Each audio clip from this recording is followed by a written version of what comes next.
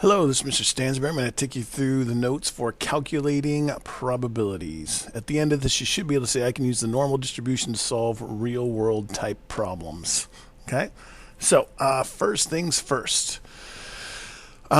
We have x to be the mean, and then this sigma here to be the standard deviation. We also earlier had that mu is also the mean. So either one of these, I should write that a little bit bigger so we can see that. So either one of these works fine for the mean. Okay, just wanted to show you a couple different ways you could possibly see that.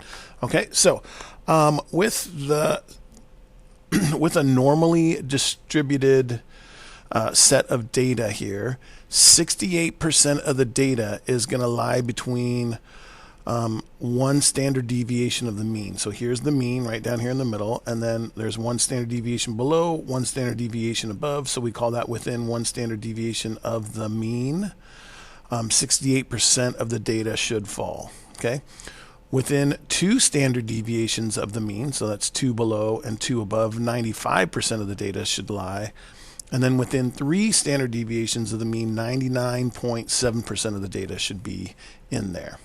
Okay, another way to look at this, oops, was not supposed to look like that. Here we go. Another way to look at that, if you split that 34, the 68% into two, that means from the standard deviation up one standard deviation is 34, and from the standard deviation down is 34%. So same thing here. This little section here is 13.5% between 1 and 2 standard deviations, and then this last little section here is 2.35% of the data between 2 and 3, -2 and -3, +2 and +3 standard deviations from the mean, right? So again, looking back at this here, 68%, 95%, 99.7. Another way to look at that, there's 68 split into 2. This is the 68 plus the extra to make up the 95, which is another 27. And then here's the extra piece there. Okay. Moving along. Example 1. The salaries of 43 ostrich babysitters have a normal distribution with X, with a bar over the top, or mu, with the mean being $68,157 annually. And then the standard deviation is 26,844. Okay, so within what range do about 95% of the ostrich sitters' salaries fall? Whew, that was tough to say. Okay, so here's how we want to look at that. Since 95% is two standard deviations from the mean, we're going to add two standard deviations to the mean, and we're also going to subtract two standard deviations from the mean to find our range. So again, the mean is 68,157, so we're going to start with 68,157 for both the top and the bottom. And then we're going to add two standard deviations to be at the top range. So one standard deviation is 26,844, so we added one to get to 95, added another to get to 121,845, and then the the smaller end of the range would be 68. Our mean, subtract two standard deviations. So there's our 68 minus 26, and then subtract another 26, we're at 14,469. So the range of about 95% of the ostrich sitter salaries should be between 121,845 to 14,469. Okay? Okay. Let's do this. Let's take a look at an example here. But maybe before we do that, let's take a quick comedy break. I'm just old. That's my problem, man. I'm officially an old dude. I don't have the patience no more. It's the first thing to go when you get old. I'm officially an old dude. I know what you're going through, sir.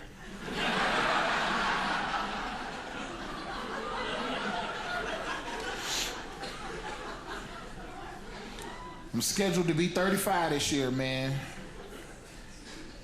All down here from here. I hear you whispering. I know what you're saying if you're older than that. Probably saying to yourself, Mike, if you think you old at 34, then what that make me? And I'm gonna be honest, we are not talking about you right now. We're talking about me. Why you being so selfish? Why old people so selfish? Okay. Example 2, the heights of baobab trees in a grove in Madagascar are normally distributed with a mean of 50 feet and a standard deviation of 6 feet. Okay. From a group of 150 baobab trees, how many of them would you expect to be between 38 feet and 56 feet? So here's probably what we want to do. We can make ourselves our little standard deviation. We can even like put our little curve in here, right? Okay, and we can have our mean right here. And it says right here the mean is 50 feet, so 50. And then if we add a standard deviation up, that's going to be 6 more because our standard deviation is 56. So there's our high point, 56. And then if we take 50 and we go down a standard deviation, that's subtracting 6 from 50, which gives us 44. We want to get down to 38, so we got to go down one more standard deviation. 44 minus 6 gives us 58, and that's our range. We want to know how many of the baobab trees are going to fit into this range here. So it's all of these trees in this range right in here. Okay, so now if you have those, if we have these percentages from up above, that's going to help out. So let's pull those back up.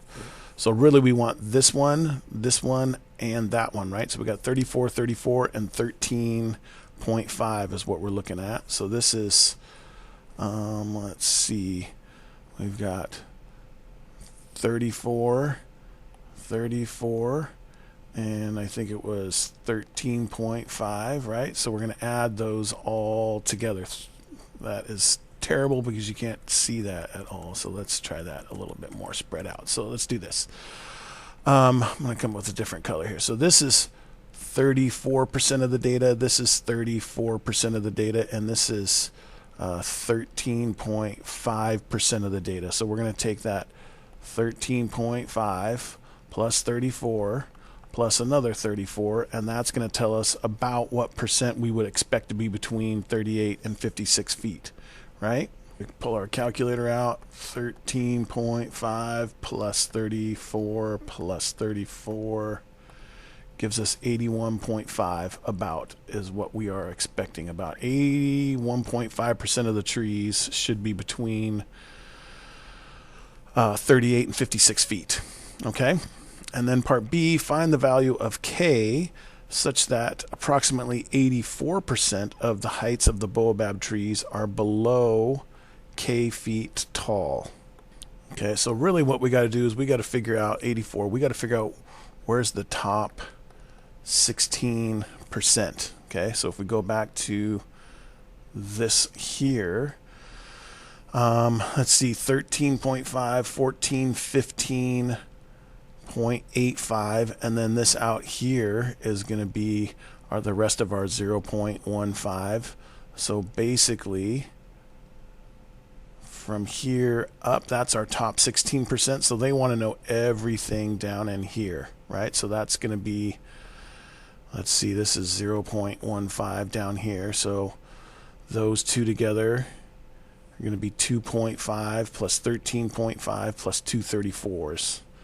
Okay, so that's basically from -2 down is going to be 2.5. So we really just want to add that 2.5 more percent to our 34, 34, 13.5. So really what we're looking at here is it's going to be, I'm going to do one more different color here to try to help out. So it's going to be everything below here, right? So it's basically find the value of K such that approximately 84% of the heights of the baobab trees are below K feet tall. That's K right here is below 56, right? So K in this case is going to equal 56 feet. Well, it's K feet tall, so just 56 would work. Okay? Because 34, 34, 13.5, and then the other 2.5, that is going to add us all up to 84 total percent. Okay? Okay, that's all we have for the first half of calculating probabilities. We'll come back and do the second half here on the next video. Okay, if you have any questions on this, please feel free to ask. Thanks.